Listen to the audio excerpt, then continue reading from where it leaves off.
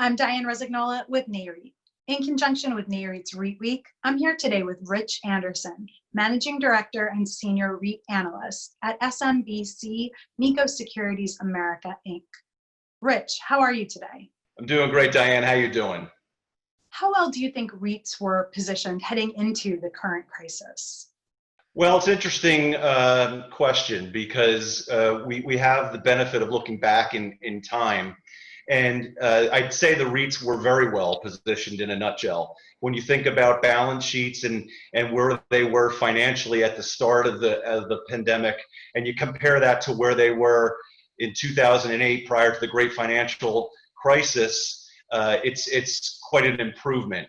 In terms of debt to equity or debt to EBITDA, you have a much better balance sheet in the range of 5 times versus 7 times back then.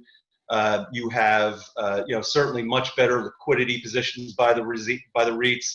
You also have a better dividend profile. Back in 2008, the going in payout ratio was in the range of 85% for the REITs, and today, or pre-pandemic, it was more like 75%. So you can argue that the REITs are in a better position, both from a balance sheet perspective and from a dividend perspective, to manage this crisis better. I'd also point out that, interestingly, you have had a situation where prices and earnings have somewhat evaporated and moved back in time 5 years. But what has not evaporated is the talent and the technological savviness of the REITs. And so I would take that bet for companies that are much improved, and to recapture some of that lost ground seems like a nice little trade-off from my perspective.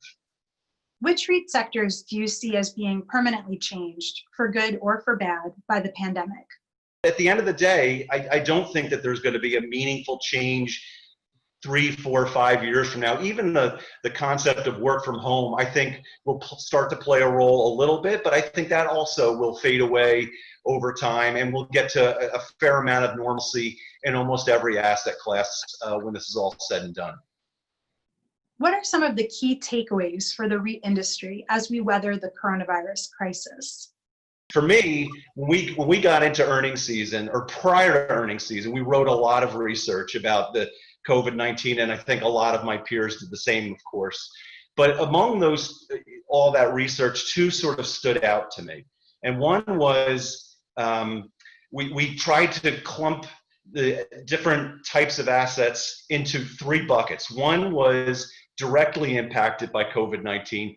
The second was indirectly impacted by COVID-19. And the third was a solution to the problem of COVID-19. Another piece of research we wrote was an attempt to build a template for management to follow to make the process of communicating what was going on as simple as possible for the analysts and the investors that were listening in. We worried a lot about having to herd cats, to put it that way, and really try to understand what was a very complicated situation. How will the pandemic change the use of real estate overall in the REIT sector? I guess when we're thinking about the future, we wonder, again, not expecting so much to change in terms of utilization of real estate in their various camps. But what we do think could happen is some movement from a population standpoint. Back in the 80s and 90s, there was a big push for suburban activity. That's where the schools were, that's where the CEOs lived, and you have a lot of, for example, office product in the suburbs, a lot of which is somewhat vacant today.